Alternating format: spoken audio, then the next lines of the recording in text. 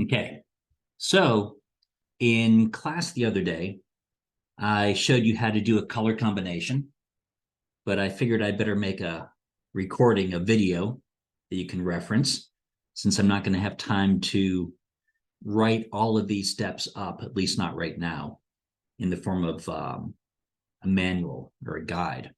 So we're going to rely on this video. And this is a different data set than I demoed in class. This is the Eagle Nebula. I think I used this data set a number of weeks ago.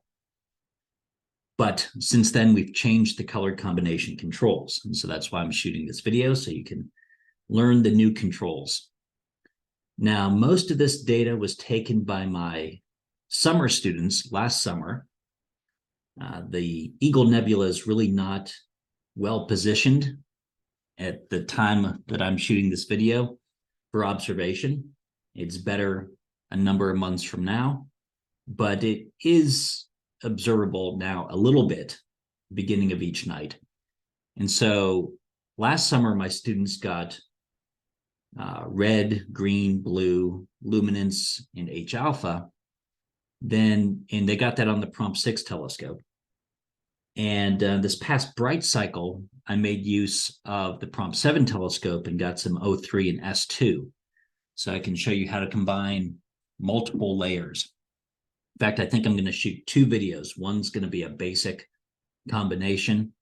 And then the next one will show you some of the things you can do color-wise, because if you have three narrowband layers, then you can play with colors, right? Red, green, blue, or various other combinations. Let's keep this first video kind of straightforward, and I'll show you the different color possibilities that you have with three narrowbands in the next video. Okay, so I've loaded this thing up. I'm gonna make this available to you. I basically remade the stacks, even the ones from last summer, because we have all sorts of improvements to cosmetic cleaning and aligning and stacking. So I remade all my stacks, including the new data, and put them together into a group. And I'll share the group file with you, the video, so you can practice and play. But let's take a look at our layers. This is S2, which I got from the Prompt 7 telescope. And it's not great. It's really noisy. You can see, well, you'll see compared to some of the other ones, this is my noisiest layer. And that's typical. S2 is the toughest one. I have probably about an hour and a half worth of data from Prompt 7 in this frame. It just shows you how difficult it is to get S2. Here's O3, much better, but this is still noisy compared to the other layers. And this is also like an hour and a half of data. This is H alpha, and it's only about an hour of data. So you can see what a tremendous difference we have in signal to noise. That's really high signal to noise, lower, lowest. But still, we're going to try to make some use of O3 and S2. Here's our luminance frame. And, this is also high signal to noise. And the luminance, you do see some of the gas, some of the nebular gas in here, because that nebular gas, it's emitting at specific wavelengths, and the luminance filter captures all of that. But the stars, they're continuum emitters, so they really shine bright in the luminance frame and in the color frames. But these narrow bands, they're narrow filters around these special wavelengths that the nebular gas emits, so it can just really pull out the gas. The stars also emit a little bit in that narrow band, because the stars emit in all bands, so you do pick them up, just not as bright. The narrow bands are great for accentuating the gas at the expense of the stars. Luminance and the color filters are great at accentuating the stars at the expense of the gas. We've got to figure out how to balance these things. Here's my red layer, also very high signal to noise. Green is pretty good, and blue. And blue is starting to get just a little bit grainy, and that's also typical. It's not bad at all. There's a lot of blue data here. I forget exactly how much, but well over an hour of blue data here. But it's typical. Blue is harder than green, and green is harder than red to observe, typically. Okay. Anyway, I've introduced you to the data. And now the next thing you do is get your layers in order. And I already have them in the right order here. You have the color ones at the bottom, your luminance layer. And remember, once we set this up to be the luminance layer, it will take its intensities from this layer and the colors from anything beneath it. So ignore the narrowband for a moment. If it was just LRGB, it would take its intensities from this layer, which that's your high signal to noise layer. See all the little stars that popped in, like compared to B? Go up to luminance, all those little details and stars. You'll get all the intensities from here, but what color you color each pixel will be determined by the combination of what's underneath it. And then above luminance, put your narrow bands, H alpha, O3, and S2. And these, we will end up adjusting the narrow bands with respect to each other and with respect to the luminance. And there's some tricks that we can do for noisy images where we tuck them under the luminance, but I'll get to that. Okay, so you get this order: colors, then luminance, then narrow bands. Now, pull up my notes here, put that on the other screen. Okay, we've opened, we've ordered. Okay, we're going to set the colors and the blend modes.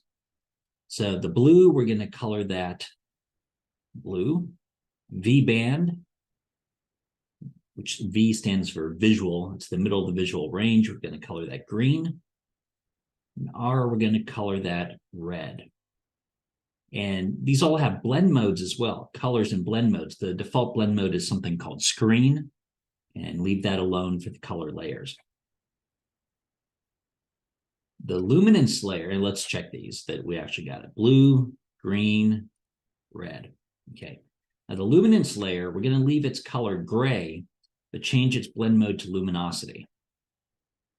And that's what's going to make it act as a luminance layer. It's not the fact that the filter is also called luminance. We got to set the blend mode to luminosity. That means it will take the intensities from that layer and the colors from whatever is beneath it in the list. H alpha, for right now, we'll learn, particularly in the next video, you have all sorts of color possibilities, but right now let's color it Balmer. This is a color that I produced by taking the 4 Balmer lines for the temperatures that are typical of these star-forming regions and planetary nebulae. You have different intensities between the 4 Balmer lines. There's a red one, a green one, a blue one, and a violet one, essentially. And I combine them in their relative strengths to create a color that's typical of, there it is, of the Balmer sequence. We're only observing the H alpha line, the strongest of the 4, which is purely in the red. We could color this pure red for that reason, but whenever you have H alpha, you have the other ones. And for typical combinations of the 4, you get a color like this. Also for the narrow bands, we're going to start by changing the blend mode from screen to lighten. What lighten does is it takes whatever's brighter, this or whatever's underneath it. So here at the H alpha, in the combination, if this is a great way to bring out the gas, right? The gas is brighter in the H alpha layer. The stars are brighter in the luminance color combination, the LRGB. So by setting this to lighten, it will take its color cues for the gas from the H alpha layer, but the color cues for the stars from the LRGB, which is what we want. For O3, we're going to color this O3. That looks like this color. You can really start to see the noise in there. O3 is a doublet in the blue-green part of the spectrum. Again, I created this color specifically to match the wavelengths of that. And let's set its blend mode to lighten. And then S2, it's smack dab in the red. So we'll color that red, and we'll set its blend mode to lighten. Just check. Did I get 03? I did. Okay. Now let's go up to the top layer, and this will be the combination of all those. And right now it's rough. We still have a lot of work to do. Okay. Let's turn off the 3 narrow bands for the time being. So it's just the LRGB. That looks pretty decent, but we want to calibrate all this. So over in display settings, we're here at the combo level, the combination. Let's view the controls for the luminance layer. Here you get to pick what controls you're looking at. The luminance layer, the red layer, the H alpha layer, you can bring them up here, but continue to look at the combination in the viewer. So luminance layer, and we're going to go over here and link all layers pixel value, not percentile. The percentile, we use that with things that we cannot calibrate to background stars. We have plenty of background stars. Like we use percentile for a lot of planetary combination, but here we have background stars, so we're going to link all the layers pixel value. Okay. Now, basically, all the controls for all the layers they're all being linked or tied to the luminosity controls. And we can see the colors here, the blue, the green, the red, and the white is the luminosity layer. And so when we set the stretch mode and background and the other controls, it's all with respect to the luminosity layer. But where were these bars, like this is the background level, that also will apply for the color layers. Okay, so everything is linked at the moment. When we get to the narrow bands, we'll unlink it. But right now, let's just link everything to this single set of controls. Now we're going to come down here to photometric calibration.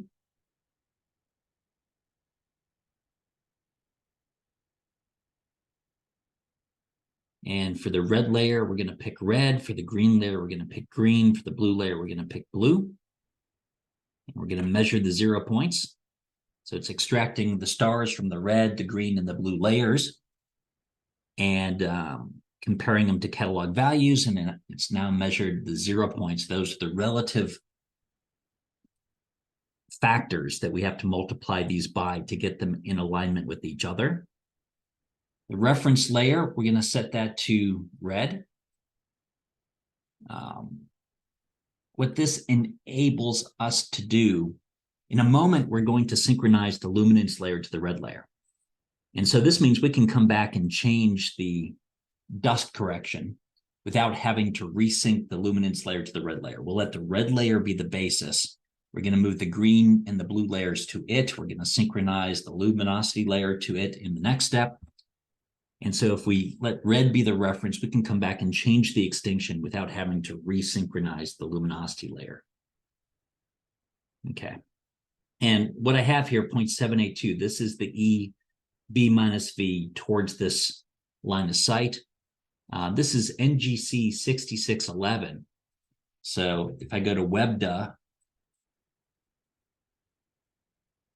change this to 6611, 0.782. We, of course, could also extract all the stars, make an HR diagram, model the isochrones, and also get the reddening. That's essentially how they got it. I'm just going to skip that step. We've already done that. 782 is what I'm going to use. And, it's not known for all star clusters. If it's not known for yours or your line of sight, you can start with like 0.75 and treat it as a free parameter and something you can come back to and tweak as you're adjusting the narrowband layers and the luminosity layer. You can go back and tweak the extinction value as well. I'm going to calibrate. Okay. See how it got a lot bluer? It's corrected. It's taken out that intervening dust, and the dust reddens the light. So once we correct for it, things get bluer. Those stars look like O stars. The brightest, hottest stars have that kind of thermal blue color. Okay. looking good. We're still under the luminosity controls, which we linked everything to this, so it's controlling everything right now. So let's move over from linear into midtone, and I'll hit the default preset. And it's a lot nicer. All the stars were kind of being saturated, not because you observed too long, just from the brightness and contrast display settings. And so this looks pretty good here. The background layer, we look at luminosity by itself. The background level is kind of right where we want, right before that peak. And I'll come back to the color combo. And you can adjust the midtone layer. If you want it brighter, you go down to 95. Now that brightens your image. Or if you want it dimmer, 99. Now I'll set back to the default 97.5. And that's something you can adjust. Once we start throwing in the narrow bands, sometimes what people do is they'll tamp the luminosity layer way, way down. Maybe something like this. Here it comes there, way, way down, and just get the stars from the LRGB combination, and everything else can be gas. I'm not going to do that here, but that is a technique. You can tamp down the stars and really show off the gas if you have good narrowband layers. Put back 97.5. Okay, there we go. Now, let's turn on our first narrowband layer. And let's take our best one, which is the H alpha. And I'm gonna, well, let me check my notes. I did miss a step. So 1 second, let me back up here. We have our combination, and it looks good, but it only looks good. Yeah, I missed a step, so good thing I checked my notes. It only looks good because that luminosity histogram here kind of matches the red, the green, and the blue histograms. If it was way down low or way up high, this would not look good because the brightness and contrast controls are tied to the luminosity layer. And so if the luminosity layer is different than the color layers, basically all the color layer information would be above the brightest or below the lowest, the background level. And your image will lose its color in that case and become kind of gray. So to make sure that's not a factor, what you do, and I was mentioning this before, after you've done your photometric calibration, you're going to neutralize sources. And we're going to neutralize the luminosity layer to the red layer. The luminosity layer will most of the red, the green, the blue. It'll most closely match the red layer. I'm going to neutralize the sources. Okay. And that adjusted the histogram, the white histogram, to more closely match the red. And the blue and the green have already been matched to the red, not based on the shape here, but based on the background stars, their brightnesses, and the catalog values. So everything's as in sync as it possibly can be. You didn't notice a big change because it was already kind of in that range. Okay. So checking my list here. We've color calibrated the red, green, blue layers. We've neutralized the luminosity layer to the red layer. Now we're going, and we've done our adjustment to midtone. So now we're going to turn on the H alpha layer. Okay. You saw a slight change in color there. Now let's come over here to the controls. We're going to select the controls for H alpha, and they're currently synced to the luminance layer because we synced everything to it. Let's unsync it. Set that to manual. And we're going to hit the default preset. And let's just go to the H alpha layer. Yep, its background level is set well, so I'll leave that at 1%. We can actually set all of these right now. Well, no, we can't because things are synced. We'll do each one as we come across it. But again, for the luminance layer, background at 1% was right below the first peak. That's kind of what we want. Same with H alpha, so we'll leave that alone. Let's go back to the combination. And so we can now adjust the midtone. And normally what I do is I start by bringing it up to 99.999, which basically turns off that layer. And so all that we're seeing is the LRGB combination. And I can start removing nines. I actually gave it too many nines here. Start removing nines, waiting for it to come up. But eventually, if I lower the midtone level enough, it's boosting the H alpha layer. And wherever, since it's in the light and blend mode, you see that light in here, wherever it is brighter than the LRGB layer, it will shine through. So I'll take out another 9. Nothing yet. Let's go down to 95. Okay, it's starting to, if you're watching carefully, the gas here just got brighter. Stayed the same color because the bomber color is the natural color of those 4 lines. That's what the LRGB captured, was the natural color, but we've now boosted it. I can boost it more. I'll drop it to 90%. You can go crazy if you want. Let's go down to 50%. So, really, really strong. It's really a matter of taste. But notice that the stars, even here at 50%, the stars retain their natural color. Except where the gas is now brighter than the stars. Maybe I'll back it down a little bit. Let's go to 90 again. But still, I can raise the brightness of the gas. And since I'm using the light and blend mode, as long as it's not brighter than the stars retain their original color. As I make this brighter and brighter, it may overwhelm the brightness of the stars, the fainter stars, and change their colors. But it gives you some room to play without messing up the stellar colors using the light and blend mode. I guess I can demonstrate. I'll put this in screen just for a second.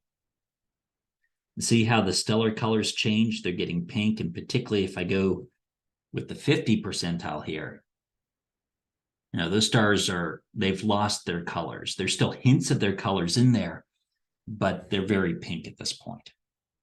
I'll go back to 90, I'll go back to lighten. Okay, so we're keeping our stellar colors, and we've boosted the H alpha to a point that we're kind of happy with it. Now, let's try turning on the O3. Okay. It's ugly for all sorts of reasons. One, that's an ugly shade of green. We'll address that. Also, it's noisy. If I zoom in here and look at the noise and blink that on and off, it's all dominated by that O3. But it's not so bad that we have to throw it away. Let's go to the O3 controls. We're going to set it to manual. So it's no longer synchronized to luminance, and we're going to hit the default preset. Okay. I'm going to set the background level. Let's just look at the O3. I can probably raise that background. Let's go 10%. Oops, that's the layer scale. Background is here. 10%, 20%, a little bit below the peak there. And that gets rid of some of the noise. If I go back to the combination here, say that the dark areas got darker. Still, the noise in the dark area here is dominated by that O3. Yeah. So you have a couple strategies. One is you can tamp it down using the midtone. Like if I boost this to 99, that's 9. I didn't hit the second 9. 1 second. There's 99. That tamps it down. 99.9. So it's pretty much gone. Put in another 0.9 and we see no change there. So again, you can play the game of backing it out until you see something. There, 99, I see something. And, but what I see is still, it's noisy. So here's the next trick. Our H alpha layer had great signal to noise, fine. This one doesn't, so I'm gonna tuck it below the luminance layer. See that? So the color of the O3 layer is being added to the RGB combination, but the intensity is coming from the luminance layer. The intensity here is just the intensity of that, but we've now colored it with this, so we get that. Again, I'll slide it above the luminance layer. See how it got noisier? And now below the luminance layer. Cleaned it up. Now there are limits to this game. You still have to have some signal to noise in your image, else you'll get what we call color noise. The intensity will be nice and smooth. The intensity map the image, but the colors will get all speckly in the background. But our colors are pretty good here. The speckling is pretty good. So sliding that under the luminance layer really helped in this case. And again, you can play with we've set the background level, so we can play with the midtone level. And it's now been, we set it to manual. It's not linked. Yeah, right here. It's not linked to anything, so we can adjust it on its own. And just like we were doing when it was above the luminance layer, you can continue to tweak that if you want. I can go up to 95. And, it's an ugly color, but it's not noisy. I'll put it back at 99. Now, the color, this is the true color of O3. And this is where it becomes a matter of taste. Particularly with narrowbands, it becomes a matter of taste. Let me change the color. You can either keep it as it would be physically, or you can change the color. In my next video, we'll show you a variety of color options where I'm not going to worry so much about the noise of my layers. I'm just going to show you the different color possibilities. But greens are kind of dangerous, and they can look really ugly. So we're at O3.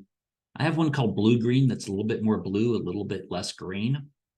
And so I just changed the color to that.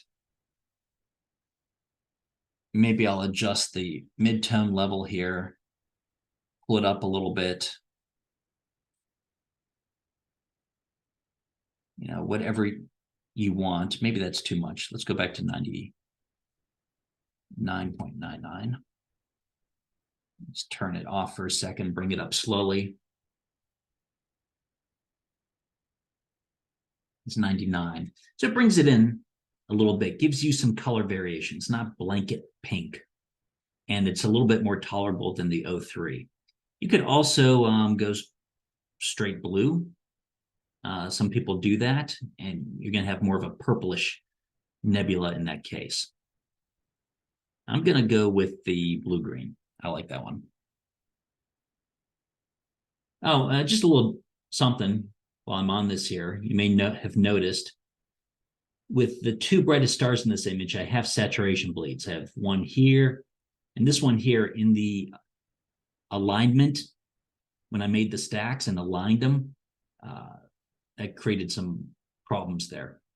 These kinds of defects, when you're all done, you'll go in, after you export your image here as a JPEG, you can go in and do pixel by pixel editing in whatever software tool you want and just edit out those pixels.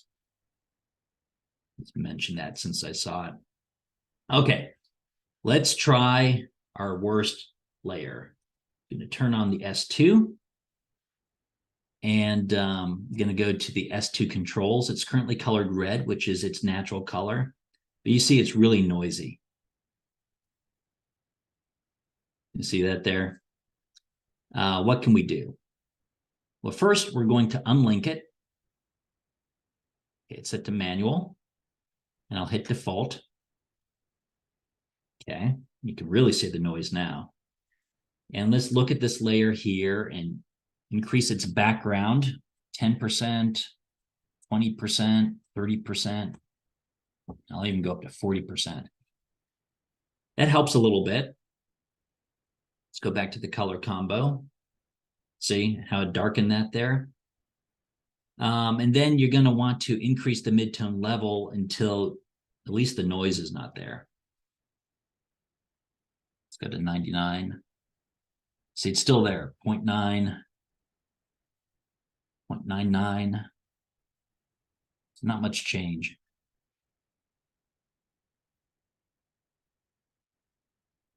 So if I back it down to 99, don't really see much going on. I drop it to 95. Still, it's not really shining through. 90. I think I might see a little bit of change there. Yeah, 90, it starts to come through. It's just really faint. I'll put it 99. But even there, the noise is just terrible. So let's try our trick. We'll slide it below the luminance layer. Boom. The noise is gone. It's just color noise at this point. Again, the noise is set by the luminance layer. If I turn this layer on and off, you can see most of the red speckly is color noise from that layer. Most of the green speckly, that one's actually pretty good. Blue speckly is coming from the blue layer. Okay, so I slid it beneath. And now let's try to bring it up and see what it looks like. Let's go to 90 here. Okay, and so you did see red kind of creeping in. Though, that color noise is pretty gruesome. If we want to get rid of the color noise, then we've kind of gotten rid of the signal. It's just so bad of a layer, it's not working. Like if I drop down to nothing, I don't really see any difference. So when you're really desperate, there's one more thing you can do. If you're, I set it to 9. That really brings out the noise. Okay, so, first trick for hiding the noise is slide it under the luminance layer. But even there, the color noise was too bad. And so we can switch out of the light and blend mode to screen. And so with lighten, it's taking whichever is brighter, S2 or the stuff beneath it. And we had to set it so low that the stuff beneath it was always brighter. We use screen, it's always going to be averaged in. So this is a way to definitely see the S2. It will show up. If you make it too bright, it will contaminate your stellar colors.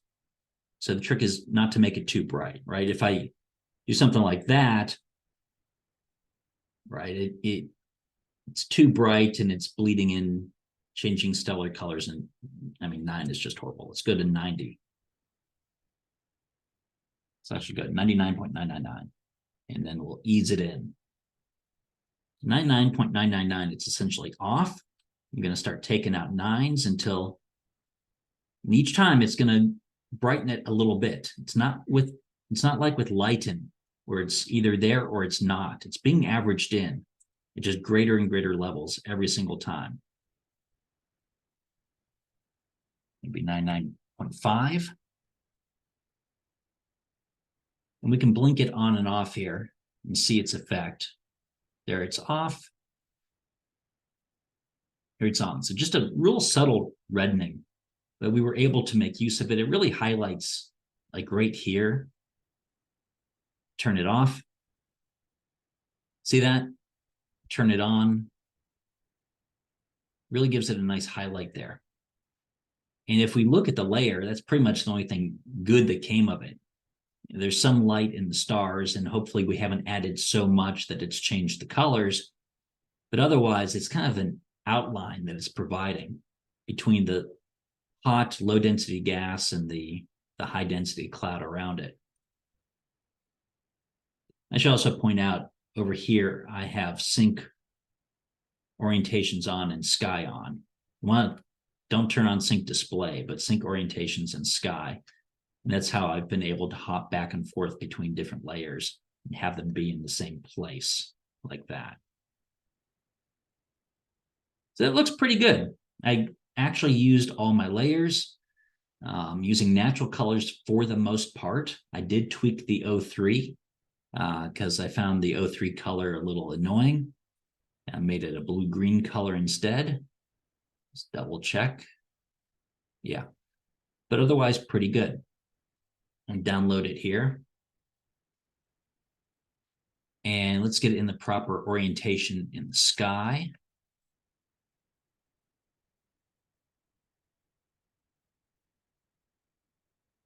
Yeah, that's the proper orientation in the sky. It looks pretty good. And in a little while, I'll shoot another video about incorporating the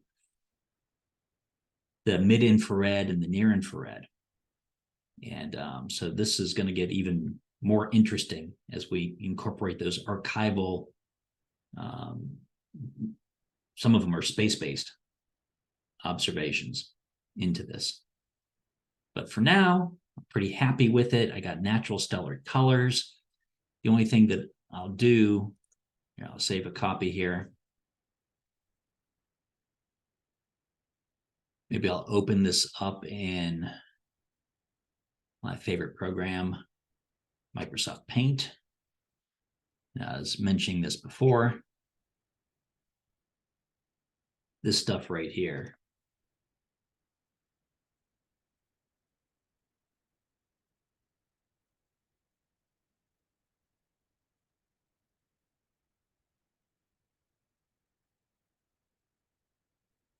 You can edit this stuff manually. Now you can grab like a nearby color, then color it in. Grab.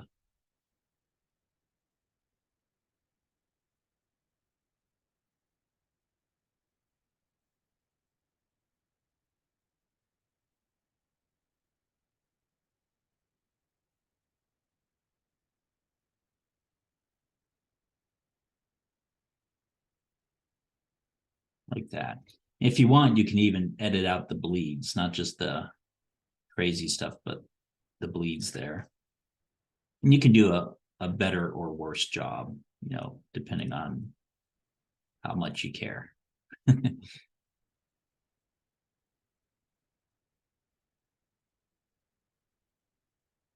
This one has some stuff too. No, it's gunk on my monitor, but there is a little bit of bleed here. So you can do the same game if you wanted to. You can cut the bleed back a little bit.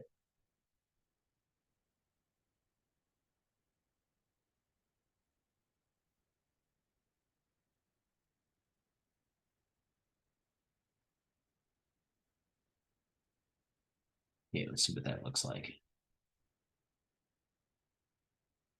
Yeah. Probably could have done a better job with those edits there, but you get the idea. All right. I'll stop this video.